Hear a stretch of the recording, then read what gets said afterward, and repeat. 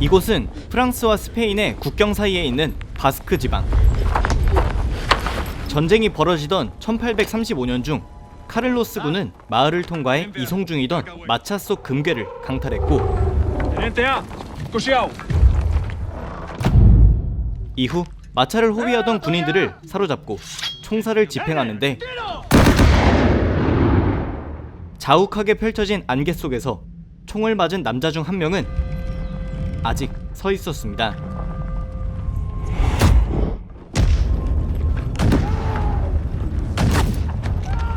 현장에 있던 신부는 그의 모습을 다시 보게 되는데,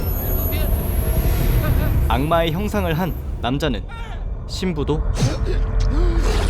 현장에 있던 군인들도 모두 쓰러뜨리고 사라집니다. 사실 총살에서 살아남은 이 남자 파치는 평범한 인간이었습니다. 하지만 총살당해서 죽는 순간에 악마에게 소원을 빈 것인데, 바로 이 전쟁에서 생존해 다시 아내를 만나게 해달라는 것.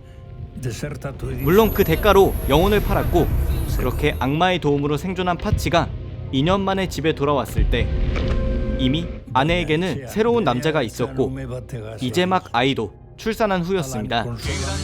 분노를 참지 못한 그는 아이를 들어 장작에 내던지려 했는데,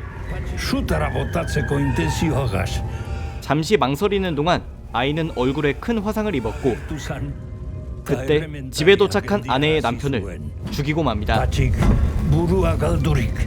동시에 파치는 아내의 칼에 찔렸지만 생존했고, 그 사이 아내는 충격에 목숨을 끊은 상황. 결국 모두를 잃고만 파치는 마을의 성당으로 향해 아내의 딸인 우수에를 맡기고, 자신은 마을의 구석으로 향해 대장간에 숨어 살았습니다. 그리고 8년이 지난 후 마을에는 한 공무원이 도착합니다. 그는 전쟁 당시 이송 중이었으나 이 마을에서 사라진 금괴를 되찾으러 왔다는 것을 마을 사람들이 알게 되는데,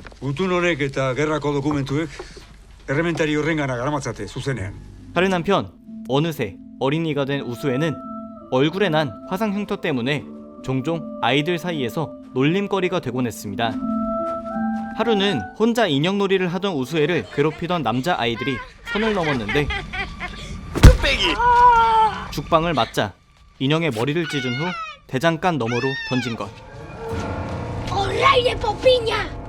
무서웠던 우수에도 차마 인형의 머리를 가지러 가지 못하고 귀가하는데, 이때 공무원과 마을의 건장한 남자들은 함께 대장간에 도착한 상황. 그들은 정문의 사슬까지 부수고 집 앞에 도착하는데, 순순히 문을 열어주지 않는 파치를 협박했을 때 순간 한 명이 덫에 걸려 총을 쏴버렸고, 그때 튀어나온 파치는 완전 무장을 하고 한 명씩 쫓아내기 시작합니다. 그리고 덫에 걸린 남자에게 걸어가는데,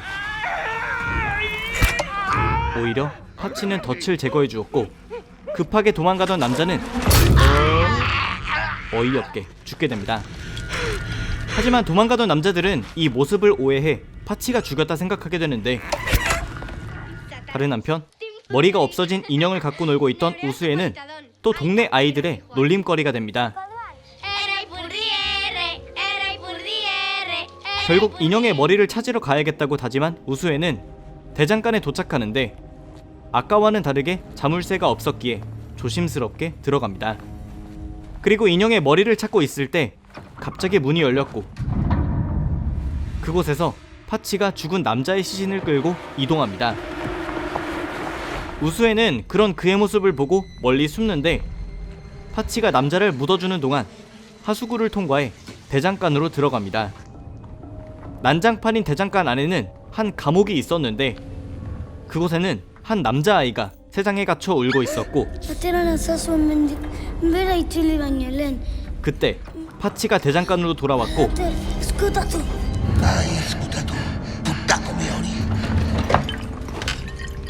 술을 먹고 파치가 잠에 들자 우수에는 소년을 돕기 위해 열쇠를 훔치기로 합니다. 다행히 열쇠를 훔치는 데 성공하자 소녀는 직접 문을 열어 나오는데 나오자마자 그는 파치가 있는 곳으로 가버렸고 무기를 집어든 소년의 뒤를 쫓아간 우수에는 공포스러운 광경을 목격하게 됩니다.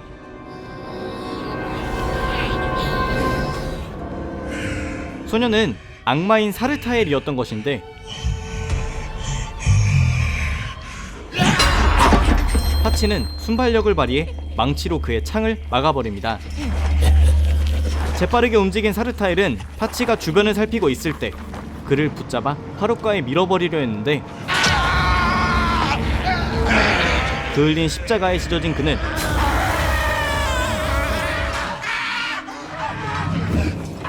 도망치다가 넘어진 우수에를 데리고 사라지려 했고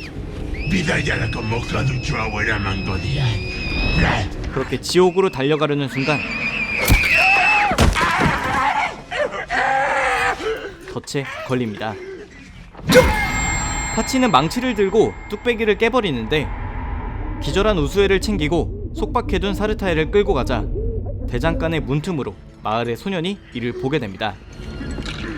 소년은 마을로 달려가 이 소식을 전달하는데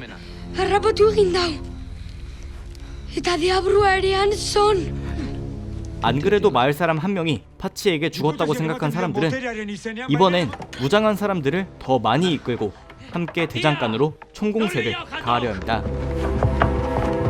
한편 우수에가 정신을 차리자 파치는 정성을 다해 치료해주는데 그때 저주를 퍼붓는 사르타엘의 소리를 듣고 함께 다가갑니다.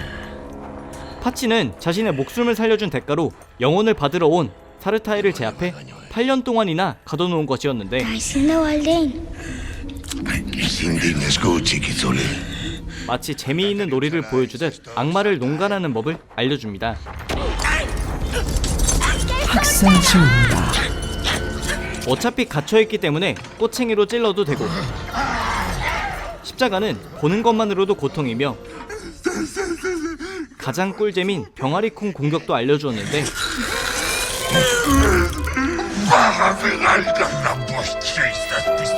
여기에 축복의 종까지 올려주면 사르타엘은 고통에 몸서리치곤 했습니다.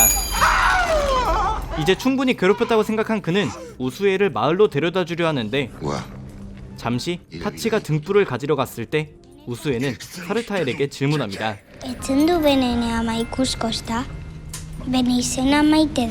그런 우수에에게 사르타엘은 공격적으로 이야기했고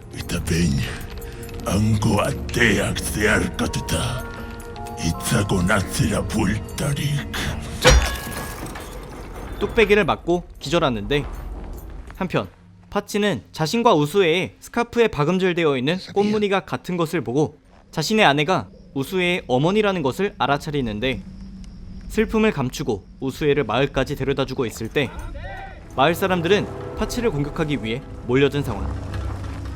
우수에는 무사했지만 그럼에도 그들은 파치를 다굴하는데 그가 정신을 잃자 공무원은 대장간에서 황금을 찾기 위해 수색을 명령합니다. 그리고 그들이 대장간에서 발견한 것은 속박되어 있는 악마. 하지만 그들은 파치가 숨긴 황금에 정신이 팔려 있었고 이 틈을 타 공무원은 악마와 1대1로 대화를 시작합니다. 사르타엘은 그를 거짓말로 현혹하려 했는데 알고 보니 그는 사르타엘보다 고위 악마인 알라스토르. 그는 사르타엘이 고작 한 명의 영혼도 데려오지 못하는 것에 실망한 것이었고 그의 악마 등급도 떨어뜨려 버립니다.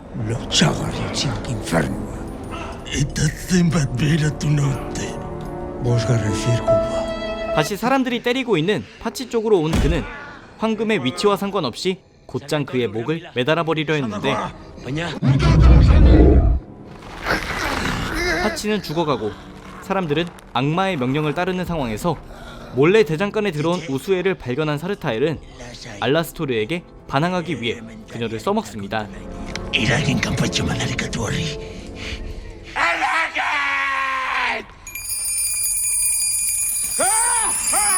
축복의 종소리를 듣게 되자 알라스토르는 진정한 모습을 드러내기 시작했고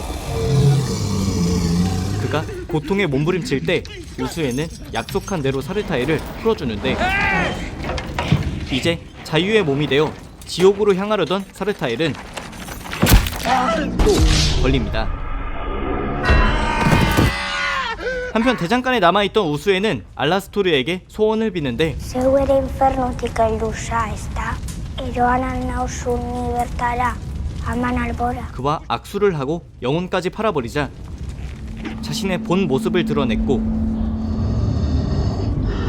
우수에의 영혼을 지옥으로 보내버립니다. 파치가 뒤늦게 달려들었을 때 알라스토르도 지옥으로 사라지고 우수에는 육체만 남게 되었는데 그는 사르타엘을 협박해 지옥으로 가서라도 우수에를 구하려는 상황. 과연 파치는 영혼을 팔아버린 우수에를 지옥에서 데려올 수 있을지. 넷플릭스 영화 사탄이 두려워한 대장장이입니다.